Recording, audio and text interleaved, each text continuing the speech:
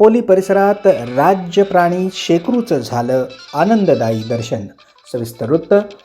दापोली विद्यापीठ परिसर अर्थात गिम्होणे आणि दापोली विद्यापीठ कोकण कृषी विद्यापीठाच्या मार्गावर अद्वैत भांबुरे या ड्रोन फोटोग्राफी व्यावसायिकांना एका वेगळ्या प्राण्याचं दर्शन झालं. त्यांनी त्याचा व्हिडिओ करून तो वनविभागाकडे सुपूर्द केला आणि हा राज्य प्राणी शेकरू असल्याची खात्री करून घेतली.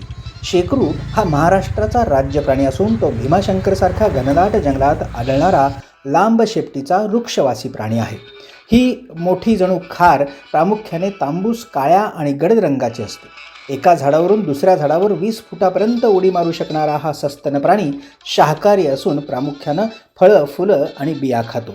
शेकरूचं वैज्ञानिक नाव रॅटिफा इंडिका असं आहे.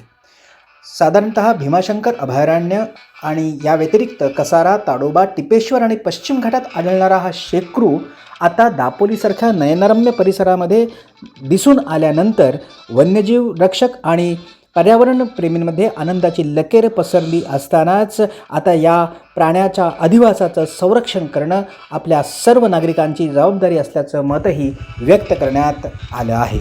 त्याचप्रमाणे दुसरी बाजू तपासत असताना इतर ठिकाणचा अधिवास कमी झाला असल्या कारणामुळं देखील दापोलीसारख्या परिसरात या प्राण्यांनी स्थलांतर तर केलं नाही ना, असा कयासही व्यक्त होत आहे. एकंदरीतच दापोलीसारख्या नयनरम्य परिसरामध्ये राज्य प्राणी शेकरूचं दर्शन घडल्यामुळे सर्व नागरिकांची त्याचा अधिवास जपण्याची जी स्थिती आहे ती जबाबदारी वाढली असल्याचं मत अधोरेखित होत आहे.